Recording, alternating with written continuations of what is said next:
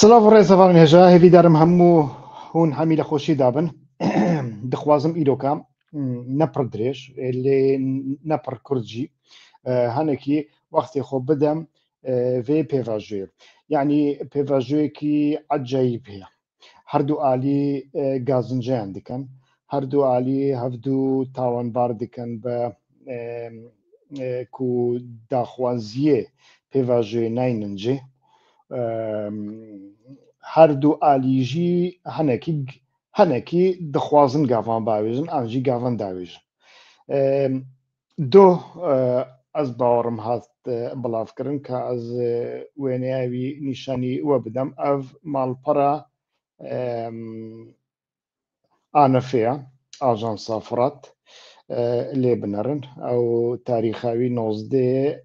ئەکیم ئیدی لەسەر وێ نوچەیەک هەیە ئەڤ نوچە مەژبەری کاخۆ دەرنەینە لەوێ نوچەیەدا بەحث دکاک و 23 ئیدی بەحسا شەهیدان دکا و دە هەمان دەمێدا بەحساوەیەکێ دکا و دەوێ مەهێدا دەوڵەتە تورک لە دژی گەریلایان هەندێک ئۆپەراسیۆن ئەنجامدانە مەسەرەن 14 و 15 لە چەولک لیجێ ئامەدێ و کوڵ پێدا ئۆپەراسیۆن هاتیە ئەنجامداین لە دژی گەریلیان دە هەمان دەمێدا لە 14 و 15 vê heyvê dîsa ئۆکتۆبری یعنی ئەکیم لە بۆتانێ لە هەرەکۆلێ لە چیای هەرەکۆلێدا ئۆپەراسیۆن هاتیە ئەنجامداین و دە هەمان دەمێدا لە 19 vê مەهێدا لە بۆتان لە بەستادا ئۆپەراسیۆن هاتیە ئەنجامداین و گازنجیان دکە دەبێژە هەر گەریلا لە ئاگربەستێدانە لە پۆزیسیۆنە ئاگربەستێدانە هەر تشتێکی نەخوازی چێ ببە ئەو تێدا بەرپرسیار تەمام حتا نەهات تەمام لێ تشتێک و ئەم گەرەک پرسیار بکەن ئەوە یعنی گەلۆ بەریا vê گەریلا لە باکوور مابوون هەبوون بەریا vê pêvajoyê یعنی من ji gelek çavkaniyان پرسیار دکرد çavkaniyên nêzî hepegê nêzî pekekê nêzî kejekê یعنی هەمیان دگوت لەور گەریلا نینە و من لە çavkaniyên بۆتانê پرسیار دکرد یعنی gelek خەڵک هەنا لەور ئەز ناس دکەم ji bo ku demekî ez jî lewir mama û gelekî خەڵک هەنە لەvê derêne لە ئەوروپایە wan nas dikim wana pir salê yek dû car vedigerên û wana ew kes hemî serdanê gundewarê xwe ya berê dikin li Botanê li Diyarbikirê li Batmanê li Cenûsada min ji wan jî pirsiyar kiriye gelo hû agahiyek heye ku gerîla li Bakur mabin hemû dibêjin nemane êniha gerîla bixwe li Ajansa Fırat dibêje behsa sê operasyonnan dike ku li ser gerîlayan hatine çêkirin yani operasyon ji xwe na dibêje li dijî gerîlayan hatine çêkirin ku de pozisyona agirbestê dane yani wê demê pirsiyar ew ew gerîla kengî çûn Bakur dema pêvajoyê de çûn Bakur ew bi qasî ku em gazinceyan ji dewletê dikin em dikarin hinekî ji xwe jî bipirsin yani ji bo ku civakek rojnamevanê wî rewşenbîrê wî akademîsyenê wî siyasetê wî û kesên wî civakî heta kesên wî olî gava ku lêpirsînê cesaretê wan û عقلê wan û lêpirsînê nebe li hundir berastî ji bo derve nekare tiştekî bike ez dizanim hinek tişt bivena yani çawa tu kî tu dibêjî gerîla li Bakur çi dikin ez nabêjim gerîla li Bakur çi dikin lê ez dibêjim gerîla kengî çûn Bakur dema pêvajoyê çûn em berî wê lewir bûn agahiyek ku berdestê me dana agahiyek ku yani heta malperên PKK jî malperên nêzî HPG jî ku bilavkiribin beriya pêvajoyê hereketek li Bakur nebûye hereketekî wisa nebûye yani rast e du sê sal beriya niha car nacar grûp diçûn ew grûp piranî demekî Kurd de piştî çalakiyekî de an jî bibê çalakî jî gelek carna dihatin kifişkirin hinek vedigeriyan hinek şehîd dibûn ev rast e lê beriya pêvajoyê bi rastî tiştekî wisa hebû nebû وبحثا سێچار جیان تێکردن ینی بەس بەحسا بەستا تێکردن بەحسا چای هەرەکۆڵ تێکردن بەحسا لیجە تێکردن بەحسا کولوب تێکردن یعنی چەند جێنە لەور و گەریلا لەورن و دەولەتجی ئۆپەراسیۆن ئەنجامدایە یعنی ئەزوی دەخوازم ببێژم گاڤە کو مرۆڤ دەستپێکێ شکایەتان ji دەولەتێ دکێ گەرەک هەنێکی لە خۆشی بپرسێ یعنی ئەو گەریلا دەوێ دەمێدا چما چ دکەن لە باکوور چما چوونە باکوور یعنی ئەv دەولەت ئەv دەولەت یعنی ئانجی هەنێک کە زەناوا دەولەتێ نەکارن vêyekê wisa bikarbînin ku hûn pêvajê îstîsmar dikin hûn pêvajê îstîsmar dikin ji bo ku gerîla li başûr vegerên bakur an jî gelo mîna şerê xendeqê henekan rêk pêşiya gerîla vekir ku biçin bakur û li wir çalakiyek şerek çê bibe û pişra şerekî dinê xendeqê ava bibe van hemî pirsyarin berastî yani mirov nekare bibêje em ê bêdeng bin em ê çavê xwe bigirin bila kes ji me nexeyîdê bila kes ji me aciz nebe bila kes çavê xwe ji me sor neka şerê xendeqê em dizanin çend hezar kes hatine kuştin newsa em dizanin malê çend hezar kesan wêran bû newsa heta niha jî asarên wî birînên wî çareser nebûne û ji bo çi bû ji bo ne tiştekî bû û biryarekî xelet bû biryarekî sedî sed xelet bû biryarek bû ku dewlet pêşiyayî vekiribû belê biryarek bû dewlet pêşiyayî vekiribû û raporê xelet dabûn heta PKK jî heta Konseya Serokatiya PKK jî û dewlet rêk pêşiya wan vekiribû yani ev tiştane ne tenê ez dizanim ez bawerim hûn hemî dizanin vana niha divê pêvajoyê de çima çûne ya dinê jî meselen divê bilavokê de ez dîsa nîşanî we bidim hinek tişt hene yani dibe ku ji bo hinek hevalan asayî be lê dîsan jî em dikarin pirsyar bikin meselen li ciyekî de min dît dibêje îşgalçî Türk dewletî meselen îşgalçî Türk dewletî çawa dibe nizanim ez niha nabînim lê min dît kesên ku dikarin hemî bixwînin lê binerin ez naxwazim ew bikim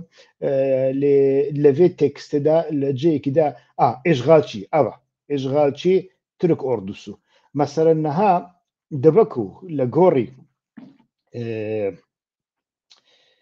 gorî hestê te û fikrê te yî nasyonalîstî tu dewleta Türk dagîrker bibînî em jî wisa bûn gava ku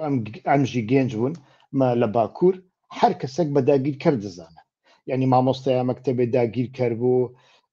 herasê daristanê dagîrker bû şofêrê kamyonê dagîrker bû esker dagîrker bû polîs dagîrker bû qurucî dagîrker bû her kes dagîrker bû newsa daîreya nüfusê jî dagîrker bû daîreya zirae jî dagîrker bû newsa û gerek bû wana nemîne gerek bû wana nemînin û kesek gerek pêşwazî li wan neka silav nedê wan newsa wê demê pirsyar ew e gelo di wê demê de me dewleta Kurdî dixwast newsa dewleta Kurdî dixwast yani li programê de nivîsandin Kurdistanekî serbixwe yekgirtî û sosyalîstî tamam niha li programê PKK de tiştek wisa heye li manîfesto û paradîgmeyên Rêzdar Öcalan de tiştekî wisa heye nexêr nîne tiştekî wisa qet nîne û tê red kirin wê demê tu çawa dikarî di vê pêvajoyê de bêjî îşgal dewletî yani li gorî kîjan pîvanê li gorî kîjan zanistê li gorî kîjan qanûn û qoralê tu dibêje niha Iraqiyek dikare ji dewleta Türk ku li erdê Iraqê de here qereqolçêkirine dikare jî rabêje dagîrker e Sûrî dikarin ji İsraîlê bêjin li hinek ciyan hinek cê dagîr kirine lê tu dikarî ji dewletê Türk re bibêje an jî kesekî Iraqî Kurdekî Iraqî dikare ji Bexdayê rabêjî tu dagîrkerî baş e tu dagîrkerî ayn wê demê gerek tu wê dewletê yani bi wê dewletê re nerûnî لەوێ دەوڵەتێدا تو نەبی پەرلەمانتار، لەوێ دەوڵەتێدا تو بەشداری لە هەڵبژارتنێ نەکەی، لەوێ دەوڵەتێدا کو موچە نەستینی، لەوێ دەوڵەتێدا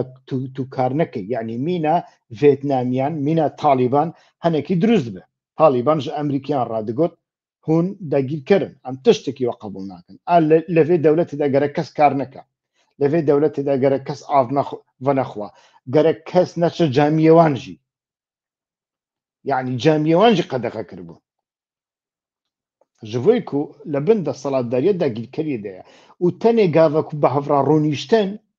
tenê ji bo wê bû ey dagîrkir û kengî diçî derve. Tiştekî din Talîban ji Emerîkaya nexwastin, ne wisa Vêtnamî aynen wisa. Niha yama ne wisa ye, yama em li Bexdayê mûçe distînin, em daxwaziya Bexdayê dikin ku pere ji me re bişîne, em ji hevalên ser Facebookê li kerema xwe werin ser YouTubeê Facebook tê girtin. Facebook tê girtin hevalên ku li ser Facebookê min dişopînin li kerema xwe werin ser kanala YouTube ya hîwa xweş nav. Navê min çawa hatiye nivîsandin li ser YouTube wisa binivîsin kesên ku nebûne abone, abone jî bibin li kerema xwe baştir dibe ji bo ku Facebook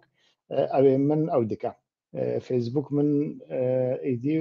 weşanê min derdixe li kerema xwe. li kerema xwe li ser Facebookê derkevin ew weşanê min li ser Facebookê hat girtin. Belê.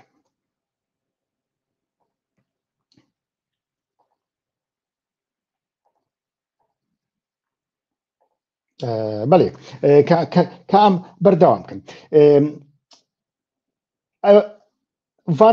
Van yekane li gorî min yan gerek li vê derê de tênegihîştinek hebe yan li vir de plânek hebe ku em nizanin, tu kes baweriyê pê nîne, apo jî wê demê baweriyê pê nîne ji bo ku pekeke apo an jî berêz ojiran wek rêberê xwe dibîne, ne wisa. Yani li gorî qenaetê we gerek ew jî wisa bifikre ku agiribestnîne ew stratîjî û paradîgmeya ku danîne pêşiya xwe hemî direwin, ew serxwebûnê dixwazin, loma jî gerîla dişînin. Baş tu serxwebûnê dixwaze wê demê li denava weqas di nava perlemanê wan de çima dirûnî, çima deng didey, çima meşruiyet didey vê dewletê, çima dibêjî Kurd birayetiyê dixwazin, Kurd cudabûnê naxwazin. Yani mîna siyaseta pedekê jî wisa ye li Iraqê de. Siyaseta Hizbî Demokrat jî mixabin, yani Hizbî Demokrat nîn tenê na hemû partiyên rojhilat jî wisa ne, yani xelkê xwe bi nasyonalîzmê têr dikin, oksijîna nasyonalîzmê, avê nasyonalîzmê didin wan û berdewam behsa serxwebûn û cudabûn û tiştên wisa dikin, otonomî ne baş e, îdarî ne baş e, federalî jî ne baş e, gerek em serbixwe bin, lê di heman demê de ji bin ve bi Îranê re di nava tekiliyan danin ji bo otonomiyê. Niha ya me jî wisa ye. Di vê derê de paradoksekî pir mezin heye û ew paradoks rêkê pêşiya çi vedike? Yani ne tenê rêkê pêşiya wê vedike proseyek heger ku hebe jî, heger ku dewlet bixwaze hinek gavan jî biavêje li gorî min dewlet dixwaze, yani niyetekî dewletê heye. Lê tiştê ku dewlet dixwaze em naxwazin, tiştê ku dewlet dixwaze têr nakin. Ji bo çareserkirina vê pirsgirêk çares têr nakin. Ev rastiyek e. Lê dewlet dixwaze tiştekî bike. Dewlet dixwaze hinek mafan bidê, hinek mafên hawlatîbûnê, şarûmendêtiyê, take kesî bidê, lê pir nêzîkî mafên kolektîv nabe. Ev rastiyek e. Hedefê dewletê jî heye. Yani dewlet ji xwe yani meseleyekî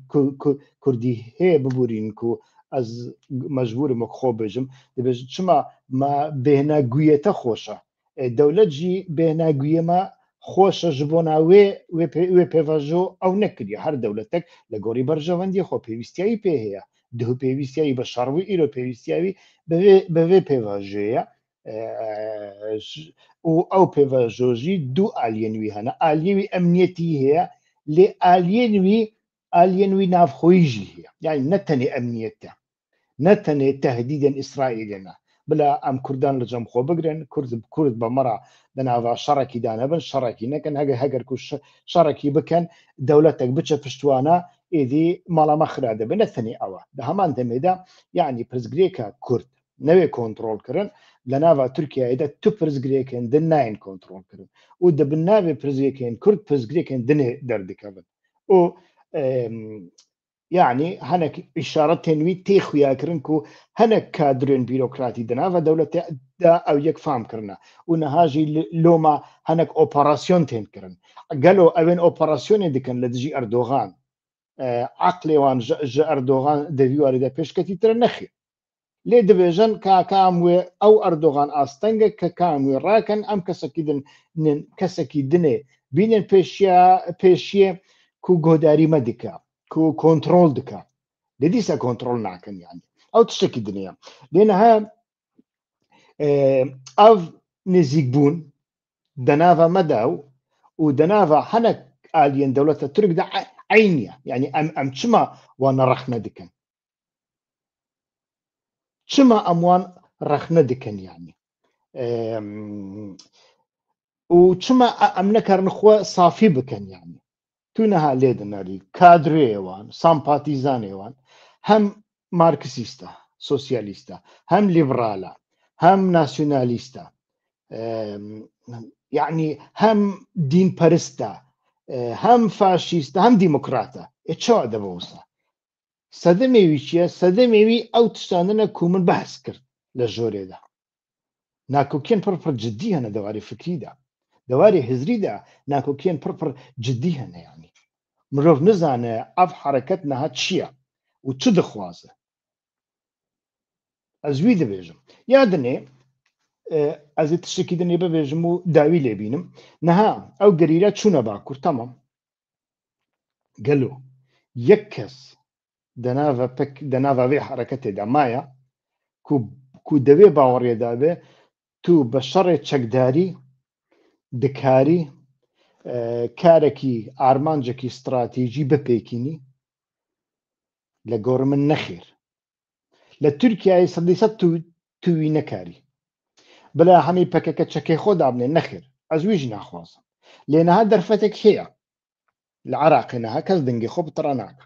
یعنی پەدەکەژی وەک بەری دەنگی خۆ بتەڕە ناکە حتا ژبن بە ئاریکاریەژی دکن تەمام ئۆ تو بەس بە کەیفی خۆنەها لە عەردی عراقیدا لە کوردستانە عراقیدا لە باشووردا تونێلان چێ دەکەی هاتنە چووناتە هەنێکی ئاسان بوویە لۆجستیک شتەڕاتێ وەک بەرێ نینە تو دکاری وانگەری لیانە لەور پەروەردە بکەی لەور دکارە خۆ ئامادە بکەن هەگەر کو تشتێکی نەخوازی هات پێشیێ ئەو بە هەر ئاڤایەکی بێ مداخەلە بکەن ئەس بەوێ ڕامە یعنی هەگەر کو عراق ڕێکێ بدا هێزن ناودەولەتی ڕێکێ بدەن شەرت و مەرچ ڕێکێ بدەن بلا 20 ساڵی دێنێ 30 ساڵی دێ گەریلا لەور بن لێ لە باکوور ئەم بە شەڕی گەریلایی شەڕی پارتیزانی دکارن تشتێکی بچووکجی بکەن ژغەینێ زەرەرێ ئەم نەکار یعنی مەنیشاندایە هەپەگە دکارە هەنێک چاڵەکەن ئیندحاری بکە و کردنەژی پۆلیسە کوشتنە پۆلیسەکژی بریندارکردنە ئانژی لەبەر دەریا پەرلەمانتوێ وەزارەتە ناوخۆیی دوو کەس خۆ تەقاندنە سێ چوار کەس بریندارکردنە ئانژی لە تووساژ بوو ئەو پیشەسازیە سەربازی ئەسکەریە تورکیای لە ئەنقەرەدا چالاکێک ئەنجامدان چەند 5-6 کەس هاتن کوشتن و دوو گەریلاش دوو فیداییش شەهید بوون وانە دەبن لێ ئەنجامێوان چییە ئەنجامێوان دار و بەرتێ بۆمبا بارانکردن ئێرە زێتر لەسەر ڕۆژ ئاوا زێتر دەبن و حرەکەتێ لەگال و چالاکیان لەگال یەن یاسایی زەخت لەسەروان تێنکردن بە شەڕێ چەکداری بە تایبەتیژی لە هەمبەری تورکیا قەت ڕۆڵەکیوی نەمایە دەولەتێک جینۆسایدا سۆر بکێ هێزێکی تێ عەسکەریژی هەبە لە جێیەکی دنێ تەمام بە هەر ئاڤایەکی بێ مەجبورە مداخەلە بکە هەگەر کە ئەنجامژی کێم وەربگری مەجبورە او تشتكي دنيا لانها روش نوسا يعني نا قلتو بيش هنا دولة هندك ساخت كاري عندك انا حسابي انوي جدا هنا راستا دخوازه هنا قافانجي باويجه لي تش قافن او قاف تشقاسي كردان رحدكن او پرزگریکا ده همان دمدا پیلانین وانجی جبوی ترکیه و جبوی دستالداری خواهنا و دناو خوداجی دناو برا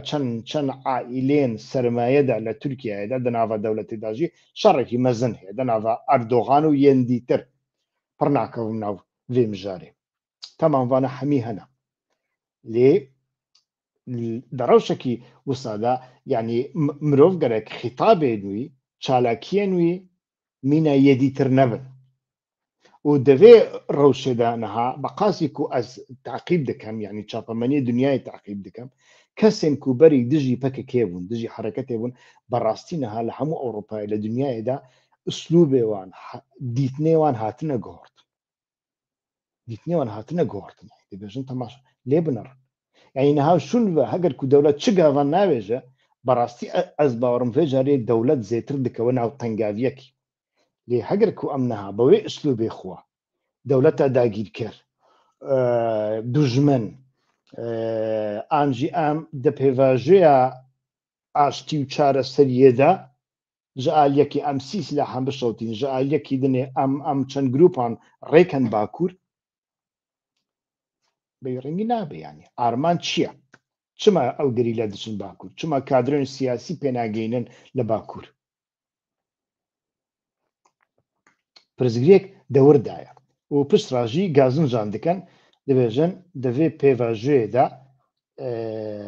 رولامنینا رول ندانما ای والله اجيبم رول نادم وا د دستي من داجي هبي ازوي رول نادم وا از باورم ببس هدميجي نه دولت و نبرز او جلانجي ناخوازه رول بدي بككي او چقاسي راستا راستنينا بيگومان راستنينا دفي پیواژوی دا او صالكا يرقبو حتى نها جواكا مدنية حردو آليان تفلي ببا رای گشتی زیتر هاد با شیار کرد هنگ تشت به شفافی هاد بان کرد راسته دسته مهو چار مهن دست پیکه دا پیوسته هنگ تشت نهینی بن لی پشتیوه چما نهینی بن و هیزین که دکارن وی پیواژوی دا سابوتا بکن براستی لاوازن يعني يكو باشكرا دخوازن باشكرا دجينا او هيز قالك لاوازن هيزكي وانينا بريد قوتن